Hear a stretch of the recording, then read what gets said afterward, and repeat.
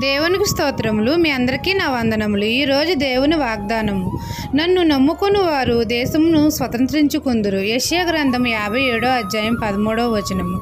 పరిశుద్ధుడైన మన తండ్రి అయిన యెహోవాను నమ్ముకుని వారు దేశమును స్వతంత్రించుకుందురు అని మన తండ్రి మనతో సెలవిస్తున్నారు. మన తండ్రి అయిన యెహోవా మహాగణుడు, మహోన్నతుడు, పరిశుద్ధుడు, నిత్యుడగు తండ్రి. ఆయనకు అసాధ్యమైనది ఏదీ లేదు. మనమందరము మన తండ్రి అయిన యెహోవాను ఆశ్రయించాలి. అప్పుడు తండ్రి అందరికీ మేలు చేస్తాడు. మన రక్షకుడైన యేసుని నమ్ముకున్న వారికి కార్యములు సఫలం చేస్తాడు. ఆయనకి మొరపెట్టినప్పుడు తండ్రి వెంటనే మనకు ఉత్తరం ఇస్తాడు.